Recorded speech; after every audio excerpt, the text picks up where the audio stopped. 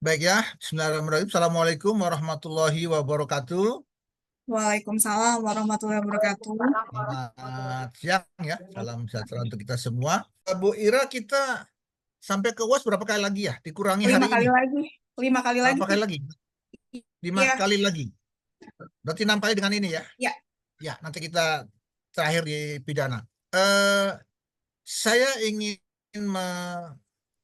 mengulang karena penegakan hukum lingkungan ini, penegakan hukum lingkungan karena adanya perusakan, pencemaran dan ya perusakan lingkungan itu kembali sejak awal dapat dilakukan dengan upaya hukum administrasi, kemudian upaya hukum perdata dan upaya hukum pidana.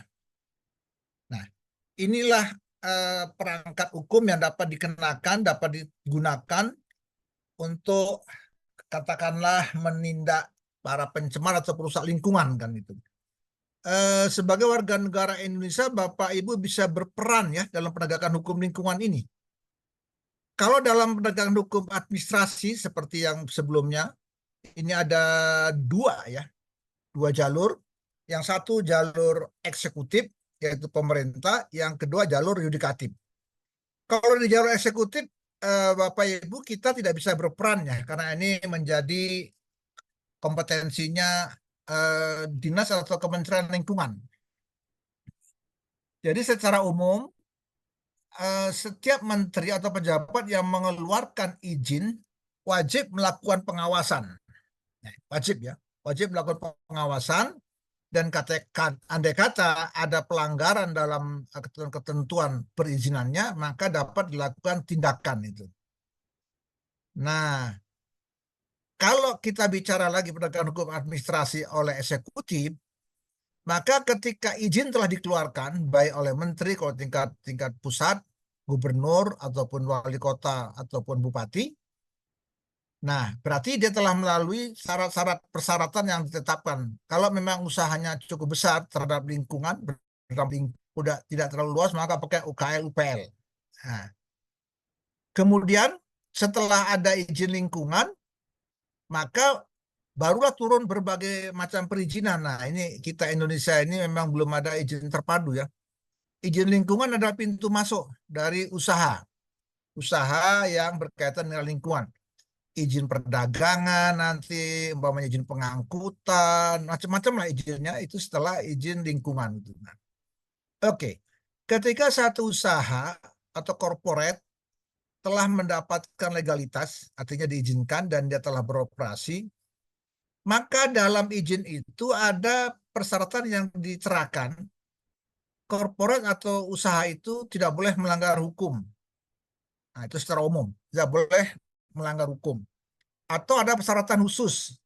Jadi menteri atau gubernur atau bupati menerapkan dalam izinnya itu diizinkan dengan syarat umpamanya perusahaan tidak boleh bla bla bla begitu. Itu persyaratan. Nah, setelah industri berusaha atau bergerak, siapa yang melakukan pengawasan?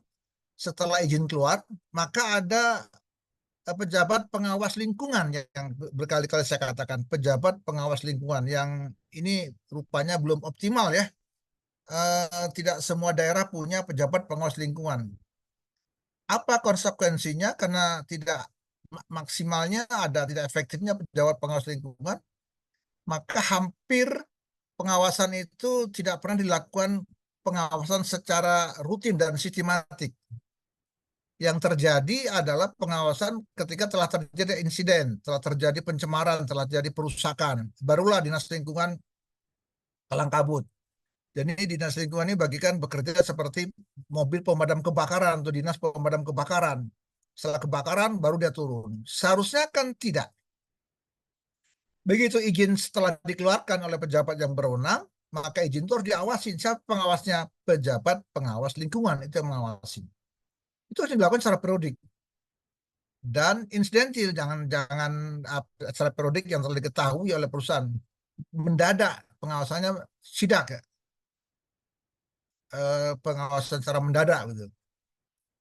Nah, kalau terjadi pelanggaran sebagaimana dalam izinnya, maka pejabat pengawas lingkungan tidak punya kewenangan untuk menindak. Dia hanya punya kewenangan merekomendasikan kepada institusi yang mengeluarkan izin.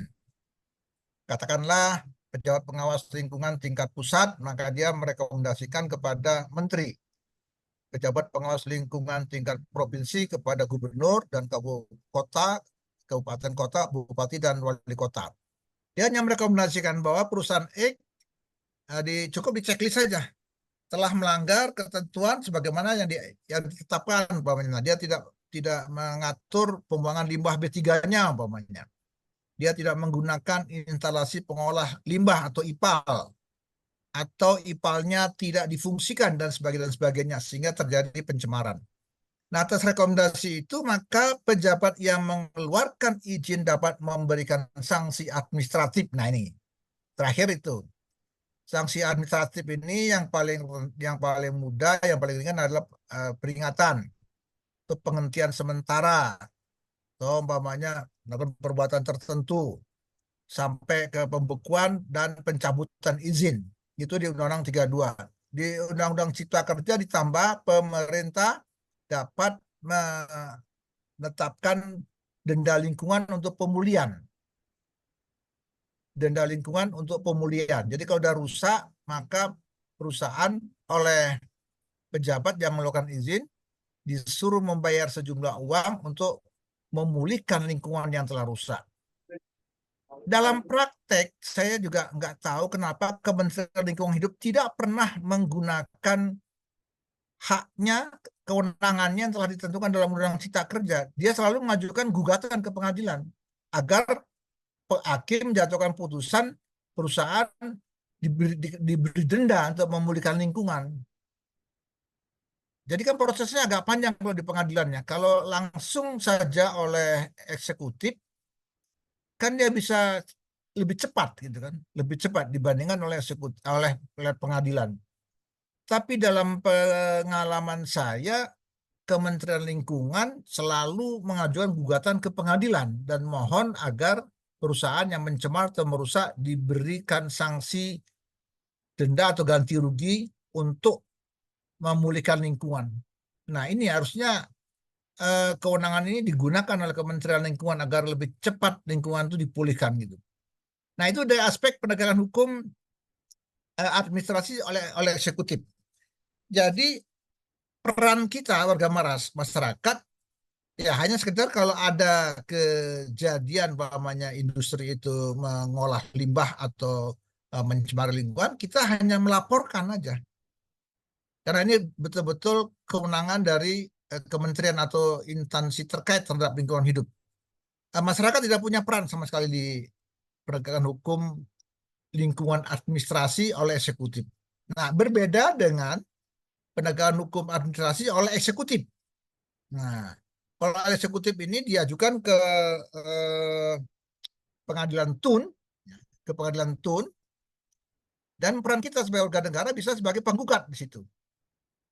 Sebagai warga negara, kita melihat suatu industri, satu perusahaan, satu korporat betul-betul merusak lingkungan dan tidak ada tindakan daripada instansi yang terkait, umpamanya, kita bisa mengajukan gugatan ke TUN.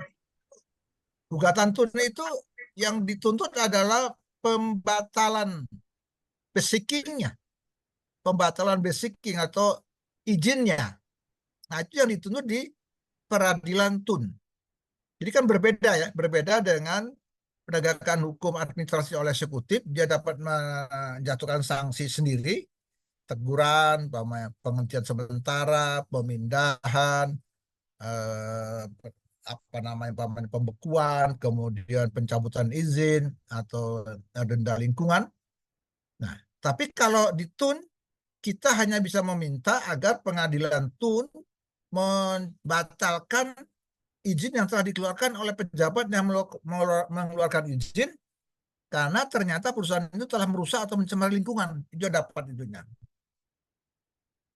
Nah, ada lagi para mahasiswa ya, di Perma nomor 1 tahun 2003, Peraturan Mahkamah Agung tentang prosedur penanganan masalah lingkungan. Itu perma berlaku juga mengikat kepada penegak hukum yang lain ya. Ada gugatan warga negara yang betulnya CLS, Citizen Law Suite. Ini hati-hati, Citizen Law Suite ini ada dua jalur di Perma nomor 1 2003. Itu warga negara bisa mengajukan gugatan dalam bentuk Citizen Law Suite ke TUN dan dapat mengajukan gugatan Citizen Law Suite ke pengadilan negeri. Dalam Perma itu saya sebetulnya kurang sepakat ya, walaupun saya anggota tim Pokja Lingkungan Nasional ya, seharusnya kalau CSL itu diserahkan ke TUN ya sudahlah, dilimpahkan ke TUN aja, nggak usah ke pengadilan negeri. Tetapi ini masih ada dua hal yang bisa ke TUN, bisa ke pengadilan negeri. Ini di kemudian hari bisa berdampak kekaburan ya, kekaburan hukum. Nah, dalam Perma itu apa yang bisa dituntut di CSL di TUN? Ya sama, meminta supaya pemerintah mencabut. Tapi di pengadilan negeri itu suatu perbuatan melawan hukum. Nah, supaya pemerintah melakukan perbuatan atau good governance, suatu perbuatan yang baik, namanya menindak perusahaan itu supaya dia tidak melakukan pencemaran atau perusakan. Nah, ini bedanya CSL di TUN dan CSL di pengadilan negeri. Nah, di pengadilan TUN memang tadi peran kita bisa masuk sebagai pihak langsung. Kalau di administrasi oleh eksekutif kita tidak punya peran apa-apa di sini. Jadi saya menyarankan mahasiswa penegakan hukum lingkungan UNLA ini kalau melihat lingkungan atau alam yang rusak atau tercemar, silakan mengajukan gugatan CLS ini.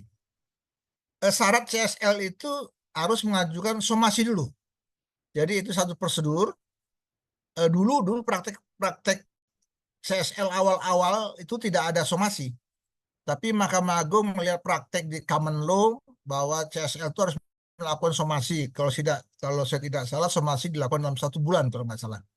Andai kata dalam 1 bulan tidak ada tindakan dari perusahaan atau korporat yang disomasi, maka baru bisa mengajukan gugatan. Nah, ini bedanya. Nah, itu peran kita kalau kita mengajukan gugatan di TUN. Nah, selanjutnya kita mengulang kembali penegakan hukum perdata. Nah, ini para mahasiswa sekalian, dalam penegakan hukum perdata ini banyak sekali hukum acara perdata baru, perkembangan hukum acara baru yang tidak ada diatur di HIR dan RBG. Tidak diatur hukum acara yang lama. Nah, tapi dalam praktek sudah berjalan dan diterima, belakangan beberapa hal masuk ke perundang-undangan, terutama Undang-Undang 32 2009 tentang lingkungan. Nah, di situ. Hanya saja Bapak Ibu para mahasiswa yang kebetulan advokat, dalam penegakan hukum perdata lingkungan ada 2 aturan atau hukum acara yang khusus ya. Satu ada namanya penegakan hukum non litigasi. Non litigasi artinya di luar pengadilan. Satu lagi ada penegakan hukum litigasi di pengadilan. Apa maksudnya itu? Jadi kalau warga negara, penduduk, terus bersengketa dengan perusahaan, umpamanya, karena umpamanya perusahaan membuang limbah mengakibatkan penduduk atau warga negara mengalami kerugian, kerusakan, atau apa saja bentuknya, perbuatan melawan hukum oleh perusahaan, maka dia dapat menyelesaikannya secara non litigasi, artinya secara mediasi. Nah, ini mediasi atau konsiliasi, juga bisa arbitrase. Nah, apa kekhususannya para mahasiswa? Kalau para pihak sepakat menyelesaikan sengketa perdatanya secara non litigasi, dan pernyataan itu harus dalam bentuk tertulis, tidak harus dalam bentuk akta notaril, cukup akta di bawah tangan, cukup mereka sendiri. Satu kesepakatan bahwa para penduduk dan katakanlah perusahaan X akan menyelesaikan sengketanya dengan bentuk non litigasi, yaitu mediasi umpamanya. Nah, kalau salah satu pihak mengajukan gugatan ke pengadilan atau litigasi, maka gugatan ke pengadilan itu belum bisa diterima sebelum upaya non litigasinya dinyatakan deadlock atau gagal. Nah, ini kekhususannya. Jadi nanti kalau Bapak Ibu para advokat sebagai kuasa hukum dari tergugat umpamanya, terus ada kesepakatan mereka akan menyelesaikan secara non litigasi, mediasi, litigasi atau arbitrase atau konsiliasi diperbolehkan, bentuknya apa saja dibolehkan. Ternyata salah satu pihak mengajukan gugatan ke pengadilan tanpa ada pernyataan gagal, maka Bapak Ibu sebagai kuasa tergugat bisa mengajukan eksepsi. So, dalam pidana keberatan. Eksepsi bahwa pengadilan belum bisa memeriksa perkara akuo karena masih ada perjanjian non litigasi. Nah, ini khususannya ini. Tetapi kalau mereka tidak ada kesepakatan, ya bisa langsung diajukan secara litigasi. Nah, ini bedanya.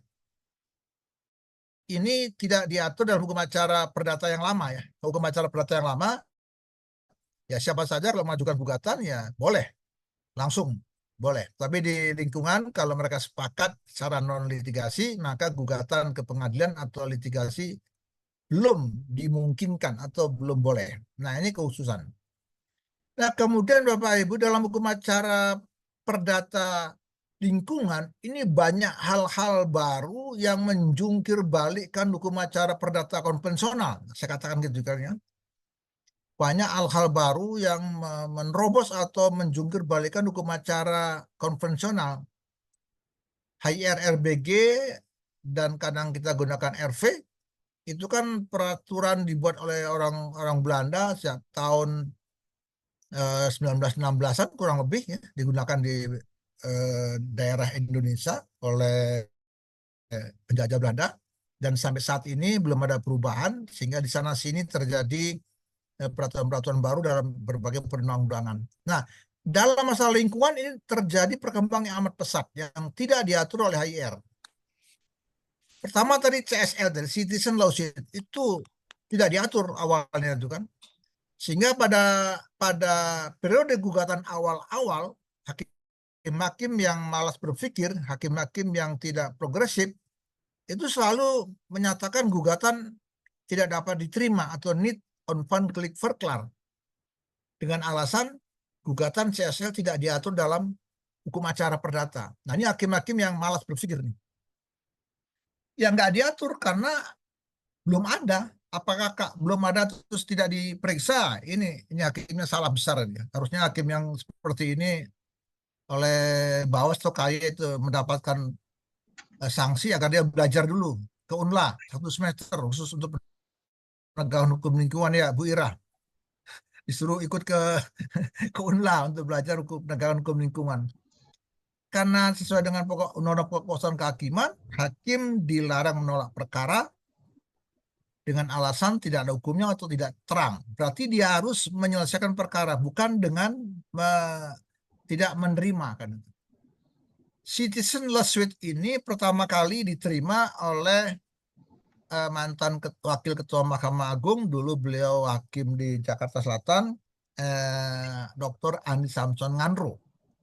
Itu perkara pertama kali yang diterima oleh beliau adalah perkara tenaga kerja Indonesia di Malaysia dideportasi ya. Dideportasi oleh Malaysia, dikeluarkan dari Malaysia. Seperti saat ini kan ada beberapa puluh warga negara Indonesia yang dideportasi oleh negara Arab Saudi karena visanya bukan visa haji. Ada 40-an gitu kan yang ketangkap masuk Mekah, ternyata tidak punya izin resmi, maka dia dideportasi. Dan calonnya ditahan oleh aparat penegak hukum Arab itu. Nah, sama seperti tenaga kerja Indonesia yang di Malaysia kemarin tidak atau ilegal ya, tenaga kerja ilegal itu dideportasi. Nah, dikeluarkan dari Malaysia, ditempatkan di Nunukan di Kalimantan Utara itu ya. Bro. Kalimantan Utara kan sebagian milik Malaysia gitu. Mereka terdampar di Nunukan itu, pulang tidak bisa karena tidak punya uang, negara tidak peduli, negara tidak hadir istilahnya gitu. Mereka terkatung-katung di Nunukan itu. akhirnya saya lupa ya LSM ya, sebuah LSM mengajukan gugatan citizen lawsuit ke Jakarta Selatan. Salah satu hakimnya adalah Pak Andi Samson Ngandro. Saya lupa apakah beliau ketua majelis atau hakim anggota. Nah, sejak saat itulah gugatan citizen lawsuit diterima dalam dunia peradilan Indonesia dan sampai sekarang dalam prakteknya sudah diterima. Hanya saja dalam bentuk perundang-undangan ini citizen lawsuit belum tercantum dalam perundang-undangan. Kalau tidak tercantum dalam perundang-undangan, apakah tidak bisa diterima? Tidak, dalam praktek peradilan. Kalau dalam praktek sudah terjadi, yaitu jurisprudensi, itu juga menjadi dasar hukum. Itu CSL itu. Nah, CSL ini juga merusak hukum acara perdata, asas hukum acara perdata ya. Karena apa? Asas hukum acara perdata, point di intrade, point di action. Siapa yang bisa mengajukan gugatan adalah harus orang yang punya kepentingan hukum terhadap objek sengketa. Sementara CSL ini kan kita sebagai warga negara yang tidak punya kepentingan hukum langsung mengajukan gugatan. Nah, ini betul-betul CSL ini menabrak ya asas hukum perdata. Banyak hal-hal lain yang hukum acaranya yang menabrak hukum acara perdata.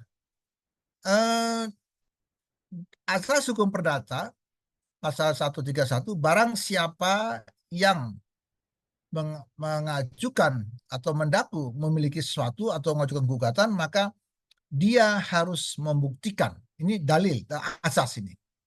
Jadi siapa yang mengajukan gugatan, dia harus membuktikan. Tetapi dalam hukum acara perdata ada namanya gugatan strict liability, pertanggungjawaban mutlak. Itu justru penggugat tidak membuktikan kesalahan tergugat. Nah, ini betul-betul telah menabrak hukum acara perdata yang konvensional kan. Karena asasnya barang siapa yang mengajukan gugatan, dia wajib membuktikan. Tapi dalam gugatan strict liability,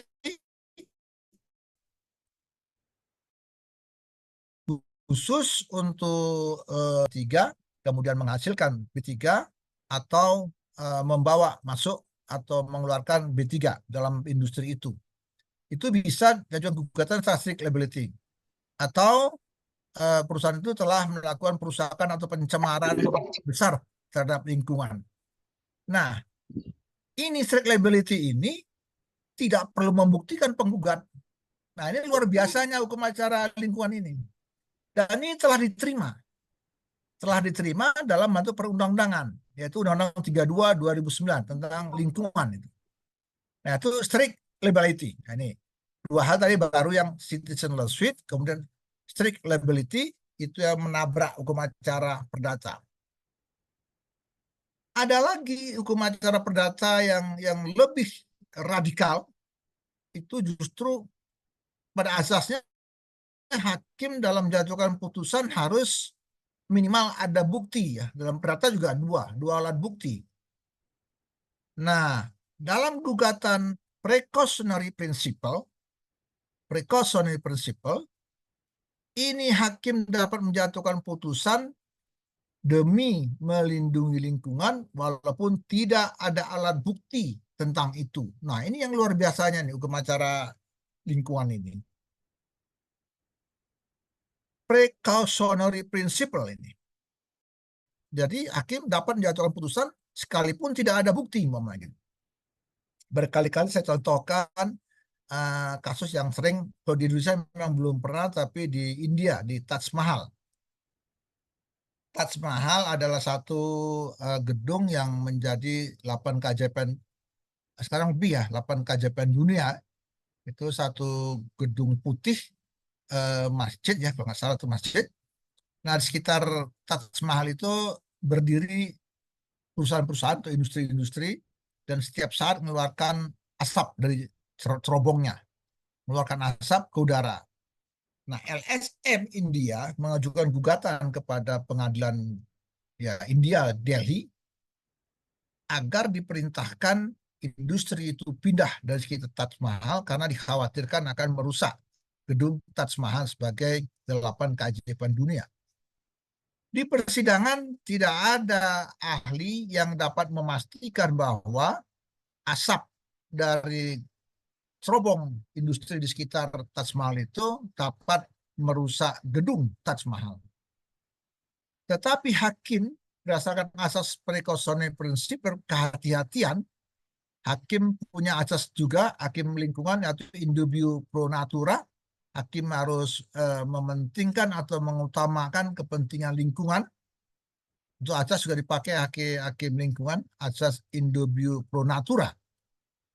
Jadi hakim memutuskan mengabulkan gugatan LSM walaupun tidak ada bukti sama sekali bahwa asap itu dapat berakibat langsung kepada perusakan atau kerusakan gedung Taj Mahal itu. Nah, ini satu gugatan precautionary principle yang ketiga yang memporak-porandakan hukum acara perdata yang konvensional. Nah, kemudian ada lagi gugatan yang juga masuk hal baru, gugatan organisasi lingkungan atau legal standing. Organisasi lingkungan seperti WALHI atau ISEL atau yang lain-lain itu mengajukan gugatan. Padahal dia tidak punya kepentingan hukum langsung, dia tidak dirugikan.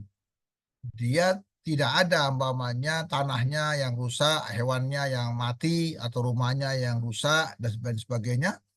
Tapi karena dia sebuah organisasi lingkungan, dapat mengajukan gugatan.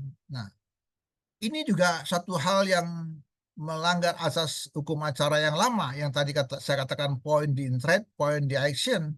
Siapa yang boleh mengajukan gugatan adalah orang atau subjek hukum yang punya kepentingan hukum langsung kepada objek gugatan. LSM ini tidak punya kepentingan langsung.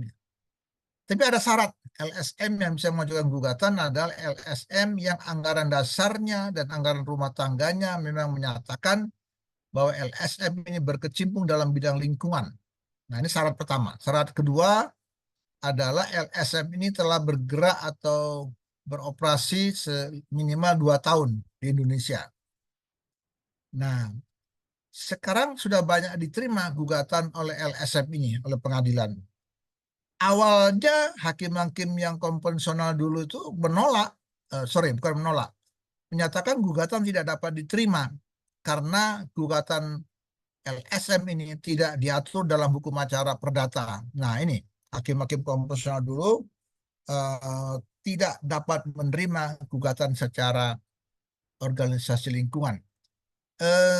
Pertama kali gugatan organisasi lingkungan yang diterima adalah di Medan. Itu PT IWI kalau nggak salah ya. Itu pertama kali digugat oleh LSM. Kemudian mungkin hakimnya sudah hakim progresif dan membaca sistem hukum common law.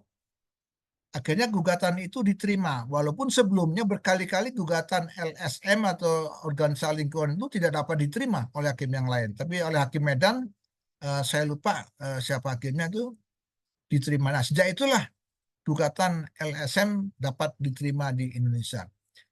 Nah, ini hal-hal baru dalam penegakan hukum perdata, khususnya dalam aspek lingkungan, yang akhirnya diterima dalam sistem hukum acara perdata kita. Jadi, gugatan secara citizen lawsuit sekarang tidak hanya untuk lingkungan, gugatan organisasi lingkungan tidak hanya untuk lingkungan, tapi dalam hukum perdata biasa, semua perbuatan melawan hukum dimungkinkan. Nah, itu penegakan hukum perdata. Nah, kemudian ada khususan ya Bapak Ibu, terutama yang pernah menjadi praktisi sebagai advokat itu. Selama ini kami sebagai hakim itu akan kesulitan menolak saksi yang diajukan oleh para pihak dengan klaim bahwa saksinya saksi ahli. Gitu. Kita tidak punya alasan untuk menolak. Artinya tidak ada standarisasi ahli itu di persidangan, baik pidana maupun perdata. Tapi di lingkungan ada standarisasinya.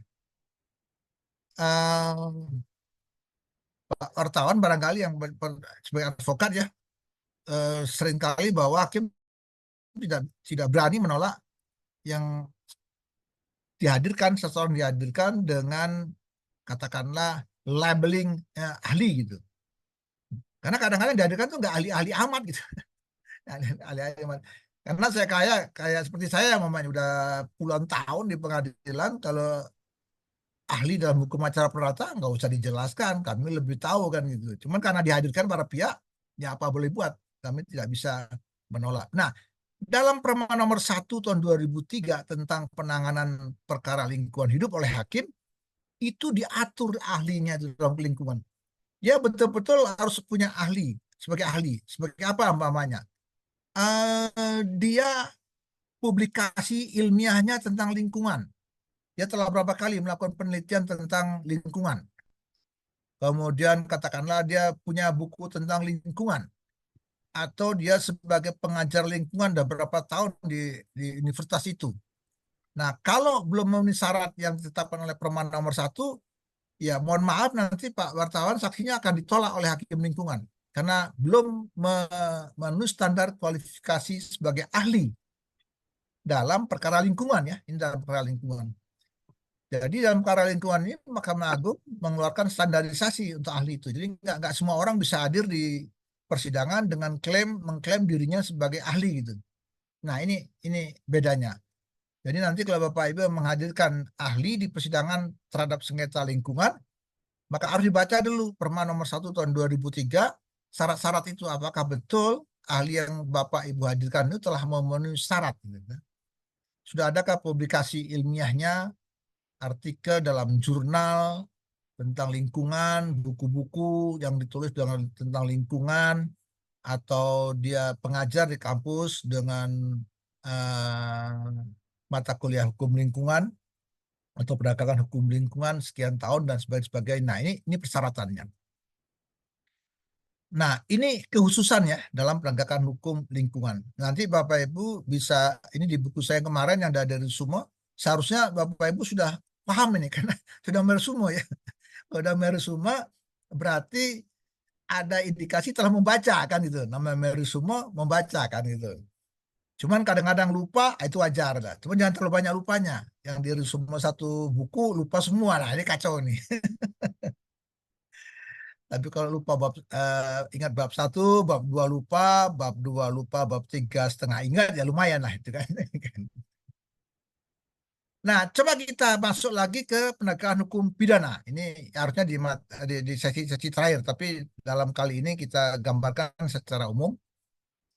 Eh, Dalam penegakan hukum pidana kita kenal criminal justice system ya. Criminal justice system atau sistem peradilan pidana. Sistem peradilan pidana itu adalah merupakan satu pola terkait, saling terikat dalam mengajukan atau dalam menegakkan hukum pidana.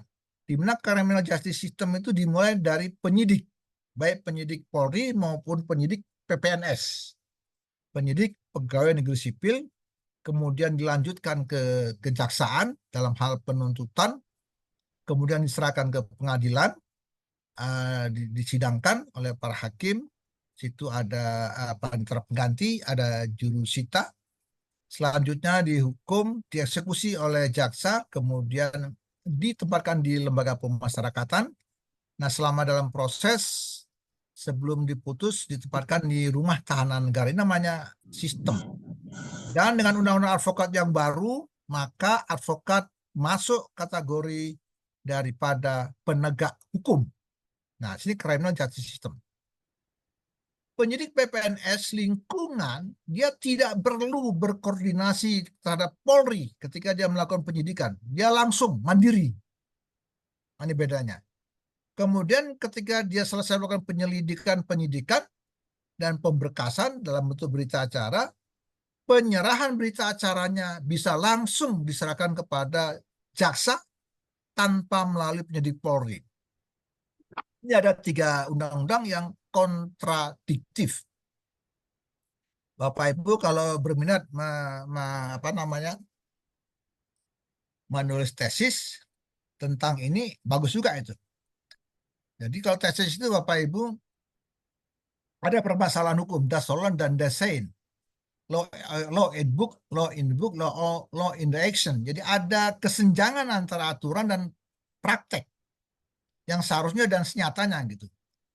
Nah, itu adalah tulisan tesis, berbeda dengan skripsi. Kalau skripsi, Bapak Ibu hanya memaparkan normatif yang seharusnya sesuai dengan undang-undang itu. Nah, halo, ada yang bocor masuk?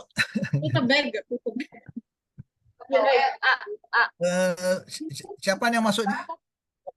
Tolong di-unmute dulu. Oke. Pak Oh iya, Pak Aib ya, Pak Aib. Ya. Pak Aib dari tadi nggak merespon. Dia masih pakai baju kebesaran. Nah, Bapak Ibu, dalam penegakan hukum pidana ini ada kekhususan lagi. Ada namanya asas ultimum remedium dan asas primum remedium. Ultimum remedium ini artinya hukum pidana itu tidak diberlakukan dulu, jadi diberlakukan belakangan. Kalau primum remedium artinya remedium itu penegakan hukumnya itu didulukan. Dulu ketika undang-undang yang lama, Undang-Undang 23 97, ya, Undang-Undang Lingkungan yang lama, 2397 ya. Kalau sekarang kan dibalik 23 menjadi 32. Itu dikenal asas subsidiaritas. Subsidiaritas itu semua delik formil itu diterapkan asas ultimum remedium. Tetapi di Undang-Undang Lingkungan yang baru nomor 32 2009 ini, delik formil hanya diterapkan kepada pasal 100. Jadi penyempitannya luar biasa ini. Jadi Undang-Undang 32 itu rezimnya adalah primum remedium. Semua dipidanakan. Saya kurang sepakat. Saya kurang sependapat dengan Undang-Undang 32 2009 ini. Seharusnya delik formil itu, delik yang tidak berakibat kerusakan lingkungan atau pencemaran lingkungan, itu tidak perlu dipidanakan. Cukup digunakan hukum administrasi. Kenapa pemulihan lingkungan, perbaikan lingkungan lebih diutamakan daripada memenjarakan seseorang? Nah ini jadi rezim Undang-Undang 32 ini justru mau memenjarakan orang. Hanya ada pasal 100 saja yang hukum pidana tidak boleh masuk sebelum hukum administrasi dilakukan. Ambang batas baku mutu, emisi, dan gangguan. Hanya 3 itu aja yang hukum pidana tidak boleh. Kemarin ada luar biasa seorang mahasiswa kakak kelas Bapak Ibu yang ngambil tesis di mana hakim berani menerobos. Jadi ultimum remedium tidak hanya di pasal 100 tapi di pasal 103. Kata hakim yang memutuskan perkara itu, pasal 103 itu karena tidak berakibat rusaknya lingkungan, tidak berakibatnya tercemarnya lingkungan, maka harus digunakan asas ultimum remedium. Sehingga penuntutan tidak dapat diterima. Begitu anunya, begitu putusan hakim ini luar biasa sekali ini. Saya sepakat dengan Hakim PN Bandung itu. Jadi ultimum remedium itu harus kepada delik formil. Bapak Ibu yang belum masih lupa delik formil, nanti pulang dari sini segera dibuka. Delik formil itu adalah delik tidak selesai istilahnya, delik yang melanggar peraturan perundang-undangan. Contohnya barang siapa yang membuang limbah di atas baku mutu lingkungan maka dikenakan sanksi umpamanya. Nah, di atas baku mutu lingkungan itu katakanlah ZE ya, zat besi yang boleh dibuang, saya tidak tahu standarnya di Jawa Barat, katakanlah 7 umpamanya. Nah, perusahaan membuang 7,01. Ada kelebihan 01. Dia membuang limbah ZE-nya ke alam. Dia melanggar undang-undang. Kenapa? Alam tidak rusak, alam tidak tercemar hanya karena dia membuang 01. Nah, ini sudah dikenakan sanksi. Ini namanya delik formil, delik tidak selesai. Nah, di Undang-Undang 32 sekarang itu semua dijadikan pidana, dijadikan primum remedium. Nah, ini yang saya tidak sepakat. Tidak sepakat, seharusnya itu semua delik formil itu masuk kategori ultimum remedium. Bapak Ibu mahasiswa saya jangan keliru ya. Saya masih melihat, masih membaca, masih mendengar. Kadang-kadang ya dosen-dosen juga bukan primum remedium tapi premium. Ini kok premium remedium sih? Dari mana istilahnya nih? Nanti Bapak Ibu naik mobil ada Dexlite remedium nanti, ada Pertalite remedium nanti kan gitu. Bukan premium ya, primum, primum remedium. Tapi itu kadang-kadang mungkin salah ketik atau apa tuh masih ngatakan premium remedium ini salah ya, salah besar. Primum, primum ya, itu saya primum remedium. Nah, inilah penegakan hukum lingkungan yang diatur dalam Undang-Undang 32 2009. Kalau delik materialnya itu delik yang sudah selesai, umpamanya lingkungan rusak, lingkungan tercemar. Contohnya umpamanya yang paling besar dulu, kasus yang besar di mana diterima gugatan secara class action ya, gugatan class action, gugatan warga negara yang jumlahnya banyak, itu di Mandalawangi. Runtuhnya Gunung Mandalawang itu jelas itu delik material karena menjadi banyak korban. Ada orang yang mati di situ, ada ternak, hewan ternak yang mati, ada sawah ladang yang rusak, ada rumah-rumah yang rusak dan hancur. Itu delik material namanya. Nah, kalau delik material prosedurnya seperti biasa. Dalam hukum lingkungan ini tidak ada delik aduan, semuanya delik biasa. Jadi penyidik tidak perlu menunggu pengaduan. Jadi, oh ini karena nggak diadukan, kami nggak bisa memproses. Tidak, karena dalam lingkungan tidak ada delik aduan. Semuanya delik biasa. Jadi nanti Bapak Ibu umpamanya melaporkan ke penyidik, ke Polsek atau Polres, mengatakan, oh ini nggak ada pengaduan masyarakat. Katakan ini bukan delik aduan. Dalam delik lingkungan semuanya delik biasa. Nah, inilah penegakan hukum secara global. Ada penegakan hukum administrasi, terdiri dari administrasi oleh eksekutif, administrasi oleh yudikatif, kemudian penegakan hukum perdata, dikenal yang non litigasi, ini tidak dikenal dalam hukum acara biasa, kemudian dikenal dengan litigasi. Di non litigasi ada aturan khusus, tidak bisa mengajukan gugatan sebelum non litigasi dinyatakan deadlock. Kemudian tadi penegakan hukum litigasi ke pengadilan, kita banyak menerima terobosan-terobosan hukum. Kita terpaksa sistem hukum kita nih ternyata campuran ya. Karena kalau gugatan citizen lawsuit, gugatan class action, gugatan strict liability, kita hakim-hakim kita mengambil dari sistem hukum common law. Tidak ada dari hukum sistem Eropa kontinental ya. Jadi kita ngambil dari common law. Nah, makanya sistem hukum kita sistem hukum campuran. Selain itu juga sistem campuran kita lihat di Aceh, apa namanya, Provinsi Aceh Darussalam ya, itu dihidupkan hukum Islam ya dalam bentuk formil, dalam bentuk konun, peraturan daerah. Itu hukum Islam hidup di Aceh. Nah, berarti kita memang campuran dalam ada juga dalam hukum adat, nanti dalam KUHP kita hukum adat di apa namanya, hukum pidana adat diakui, tapi harus dalam bentuk perda. Kalau dalam bentuk sebelum perda maka tidak diakui.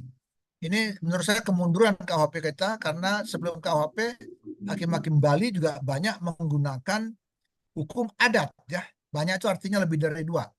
Hukum adat dijadikan dalam pengadilan pidana. Nah, tapi KUHP yang baru, delik adat baru bisa diterapkan kalau telah diatur oleh perda. Nah, ini menurut saya kemunduran, karena kalau perda apa namanya akan kaku ya, akan kaku dan akan strict. Nah, kemudian penegakan hukum pidana ini dikenal ada delik formil, delik material.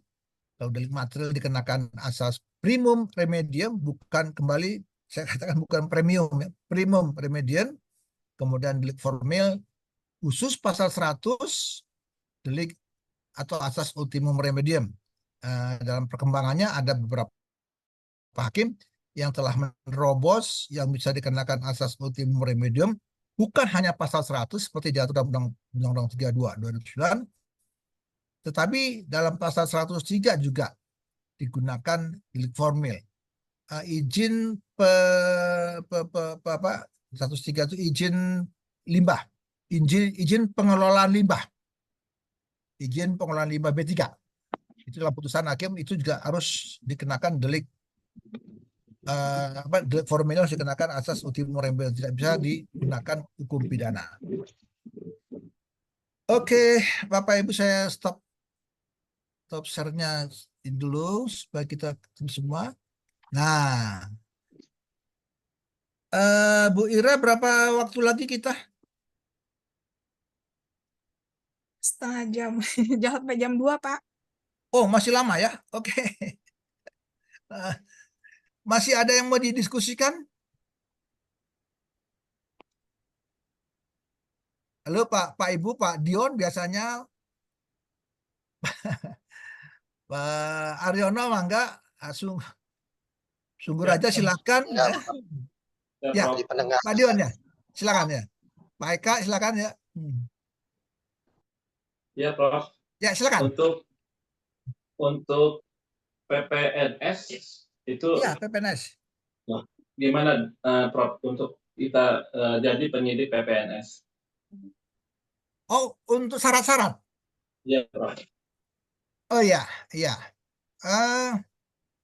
Untuk PPNS sih memang saat ini dilematis ya. Dilematisnya begini. Di KUHP, PPNS itu keberadaannya, eksistensinya diakui. Di Undang-Undang Kepolisian tadi yang tahun 2012, penyidik PPNS eksistensinya dihapus. Karena yang penyidik tunggal, Polri. Di Nah, Undang-Undang Kesehatan ada, Prof. Gimana? Di Undang-Undang Kesehatan juga ada penyidik PPNS. Oke, ya itu dia. Itu dia. Hanya di Undang Polri aja. Ada ego sektoral namanya kan ya. Menurut saya nggak benar juga itu. Karena PPNS ini sangat diperlukan di bidang keahlian khusus. Nah itu. Syarat-syaratnya itu diatur di PP 27 ya, tahun 82 kalau saya tidak salah, Pak Eka. Di sana dia adalah seorang ASN atau PNS berpangkat 3C kalau saya tidak salah, kemudian mendapatkan pelatihan atau sertifikasi dari Polri. Dari Polri. Nah, syarat umumnya hanya itu, Pak Eka. Nah, silakan kemudian kalau di KUHP atau di Undang-Undang Kesehatan, PPNS itu punya kewenangan yang luas ya. Dia sama di lingkungan. Lingkungan itu sangat luas sekali. PPNS itu tidak perlu berkoordinasi kepada Polri. Ya, saya katakan tadi. Di Undang-Undang 32 2009, PPNS itu kalau melakukan penyelidikan dan penyidikan langsung, kemudian pemberkasan, membuat berita acara, penyerahan kepada jaksa tidak melalui Polri, tapi dia langsung ke kejaksaan. Nah, ini perbedaan undang-undangnya Pak Eka. Syarat menjadi PPNS adalah dia telah mengikuti pelatihan yang dilakukan oleh Bareskrim kira-kira gitu loh, polisi, dan bersertifikat sebagai PPNS. Kemudian dalam melaksanakan tugasnya dia harus disumpah sebagai PPNS. Itu Pak Eka. Ada teman-teman yang tertarik sebagai PPNS? Cuman PPNS ini kan tidak ada. Ada, Pak. Iya ya. Cuman PPNS sih kan jabat yang tidak seksi ya, tidak menarik ya. Kadang-kadang juga di instansi terkait karena kekurangan SDM, PPNS-nya cuma satu gitu tuh ditarik di bagian lain sehingga tidak memerankan fungsi sebagai PPNS-nya dia akhirnya. Nah, ini dalam prakteknya Pak Eka ya. Mangga Pak Eka bisa di instansi Bapak umpamanya mau ada PPNS bersurat kepada Polri, nanti ada pelatihan barangkali dari departemen atau kementerian Bapak. Biasanya kalau di tempat kami Pusdikat Mahkamah Agung itu satu kelas 40 orang baru bisa dilakukan pelatihan karena efisiensi pembiayaan 40 orang baru bisa diikutkan pendidikan. Ya. Ya, silakan Pak Eka. Mangga yang lain. Terima kasih, Prof. Ya, mangga. Pak, ini kok namanya Pak User nih. Namanya Pak User ini kan bukan Pak User namanya. Pak Mizan, Pak. Kayaknya Iya, belum Pak. diganti. Ya Pak Mizan nih. Pak Mizan itu masih user namanya. Biasanya Pak Mizan rajin ini. Baru diinstal, Prof. Belum Iya, dikasih iya. nama lagi. Pak wartawan udah nggak sakit gigi. Ada pertanyaan ini, Prof. Ya, silakan. Biasanya ya. Pak. Selain perusakan dan pencemaran, adakah indikasi lain yang bisa ditarik ke ranah pidana lingkungan gitu, Prof? Maksudnya gimana? Di luar pencemaran dan Yang pernah saya lingkungan. baca kan sesuatu hal penegakan hukum lingkungan bila terkena hukum pidananya masuk ke pidana lingkungan, Ya. itu bila mana terdapat indikasi pencemaran dan pengerusakan lingkungan. Ya, betul. Selain itu, adakah indikasi lain gitu? Sebab kan pada kenyataannya di lingkungan kita, itu banyak sekali pencemaran baik yang dilakukan oleh seperti tempat pembuangan sampah gitu kan, betul. yang tidak bisa kita menutup mata, seperti di Bantar Gebang, Bekasi misalkan. Betul. Itu sedemikian rupa memberikan dampak kepada lingkungan gitu. Tetapi Pemkab sendiri sampai dengan saat ini kan belum ada penyelesaian yang signifikan gitu, Bro. Iya. Iya, pada dasarnya Undang-Undang 32 2009 itu adalah pengelolaan dan penindakan lingkungan hidup. Ya. Jadi secara umum yang bisa masuk ke penegakan hukum lingkungan yang tadi, administrasi, perdata maupun pidana, manakala ada perusakan dan pencemaran lingkungan, Pak Mizan ya. Itu. Nah, dalam praktek pencemaran lingkungan itu atau kerusakan lingkungan tidak semata-mata menggunakan Undang-Undang 32 2009. Undang-Undang 32 2009 adalah Undang-Undang Umbrella Acts atau Undang-Undang Payung. Itu undang-undang yang berlaku umum. Kadang-kadang digunakan undang-undang tentang kehutanan. Kadang-kadang digunakan undang-undang tentang pertanian yang pada hakikatnya itu juga melakukan perusakan pencemaran lingkungan. Itu bisa dipilih. Nah, tinggal nanti penyidik kemudian jaksa akan menetapkan tersangka ketika belum pengadilan namanya tersangka akan dikenakan tentang undang-undang apa? Apakah undang-undang lingkungan hidup atau undang-undang kehutanan atau undang-undang kelautan umpamanya. Dia mencemari di laut. Ada juga undang-undang kelautan. Jadi Pak Mizan tidak selalu menggunakan undang-undang 32.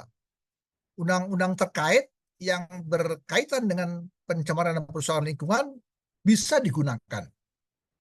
Nah, kalau pidana biasanya jaksa menggunakan jaring trawl, jaring digunakan undang-undang perikanan umpamanya, terus di undang-undang kelautan digunakan juga undang-undang lingkungan 32. Oleh CSR lah katakanlah gitu. Dan pada saat nanti di proses persidangan dalam hal ini tergugat satu katakanlah pemerintah daerah, tergugat duanya dinas lingkungan hidup gitu kan. Iya. Ketika dia menghadirkan saksi dalam hal ini masyarakat sekitar gitu. Iya. Notabene sebetulnya mereka dirugikan, tapi pada saat proses persidangan itu mereka tidak merasa dirugikan, jadi kontradiktif, Prof. Oh iya. Itu tidak dipersyaratkan dalam CSL ya, tidak dipersyaratkan apakah masyarakat yang terdampak langsung tidak melakukan upaya umpamanya. Contoh saja ya, saya sering contohkan umpamanya jalan raya di wilayah kita umpamanya itu udah bertahun-tahun hancur, rusak, tidak diperbaikin. Kita katakanlah bertempat tinggal yang agak jauh dari lokasi yang rusak. Nah, warga yang lokasinya terdekat rusak itu tidak melakukan tindakan hukum. Dan itu tidak menjadi alasan. Boleh wartawannya. Karena itu bukan untuk kepentingan pribadi, bukan kepentingan kita, tapi kepentingan untuk bersama. syaratnya. Hanya saja tadi CSL dalam Perma nomor 1 tahun 2023 dipersyaratkan harus melakukan somasi terlebih dahulu. Saya kalau tidak salah itu somasi itu 1 bulan ya setelah surat diajukan dan diterima, ada bukti diterima. Setelah 1 bulan tidak ada upaya reaksi atau tidak ada reaksi, tidak ada upaya perbaikan, maka baru diajukan gugatan CSL. Jadi tidak ada syarat, tidak apa-apa. Umpamanya warga yang dekat di situ tidak mengajukan gugatan, tidak apa-apa. Karena itu tidak harus seluruh warga negara yang mengajukan gugatan. Salah satu saja cukup. Salah satu cukup. Nah, itu Pak Wartawan. Silakan saya dorong ajukan gugatan CSL itu. Waktu saya menjadi narasumber di PKPA ya, tahun berapa itu kan, ada advokat juga dari KAI yang ngambil peradi waktu itu. Dia semangat ya mau mengajukan CSL, tapi akhirnya nggak jadi. Nggak jadi. Silakan kalau mau ajukan gugatan CSL. Saya sudah 2 minggu ini mendampingi class action, Prof, terkait dengan bagus. perbaikan jalan di daerah Tuparep yang mengakibatkan meninggalnya salah seorang ibu gitu kan. Di 2 kali persidangan ini tergugat 1 kan pemerintah daerah Kabupaten Karawang, tergugat 2-nya Dinas PUPR Kabupaten Karawang, turut tergugatnya adalah PT PLN dan PT Telkom, Prof. Ya. Yang jadi masalah sudah 2 kali ini pihak tergugat 1 dan 2 tidak pernah hadir, hanya yang turut tergugatnya saja yang hadir, Prof. Oh, di PN mana itu? Di PN mana? Karawang, Prof. Oh, Karawang, ya. Terus apa masalahnya?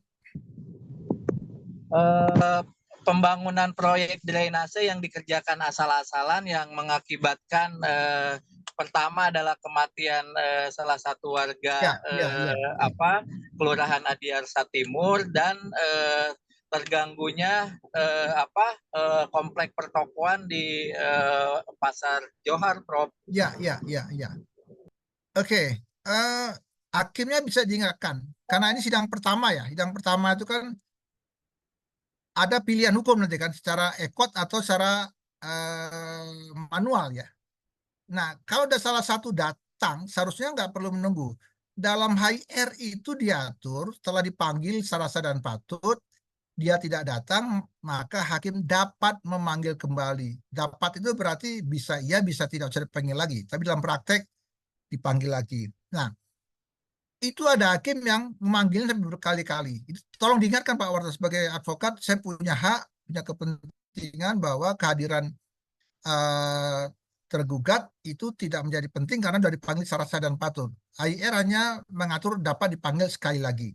Bapak Ibu, hari ini terima kasih hari libur. Tadi ada berpendapat daripada macet, saya ikut Zoom, bagus juga sih. Macet ikut Zoom. Saya juga harus mikir ini kalau keluar Bandung saat ini semuanya macet. Terima kasih di hari libur ini membantu saya karena saya jujur hari ini batas akhir saya ngajar yang harus ada video. Sehingga saya minta tolong kepada Bapak Ibu yang seharusnya Bapak Ibu hari ini libur, tapi untuk kepentingan diri saya pribadi, mohon maaf ya Bapak Ibu, karena kalau nggak hari ini kapan lagi saya ngajar kan? Karena hanya hari Sabtu. Nah, mudah-mudahan videonya ini sukses oleh Bu Rima ya di admin. Dan saya tanggal 3 akan proses lektor kepala, mohon doanya. Udah lama lektor karena saya bersama Pak Nugraha, Pak Yuli Astri, Pak Edi sama-sama lektor dulu. Saya karena nggak ngurus, jadi saya tetap lektor. Lah, kawan ada lektor kepala. Lama-lama saya mikir kok saya jadi anak yang paling buntut ini. Dalam pembimbingan saya nggak pernah di atas, harus di bawah terus. Waduh, kacau juga nih. Tadinya saya merasa karena saya masih dinas, nggak mikir. Tapi sekarang karena menjelang pensiun, ya apa boleh buat, harus proses harus diikuti. Terima kasih Bapak Ibu atas kerelaannya. Mudah-mudahan ilmu kita bermanfaat. Berarti kita ketemu di minggu depan Bu Ira ya, normal ya? Iya Pak, minggu depan. Oke. Baik, kita akhiri. Wabillahi taufik wal hidayah. Assalamualaikum warahmatullahi wabarakatuh. Waalaikumsalam warahmatullahi wabarakatuh. Terima kasih, Prof. Sehat selalu, Prof. Terima kasih. Sehat-sehat, Bapak. Terima kasih. Sama-sama.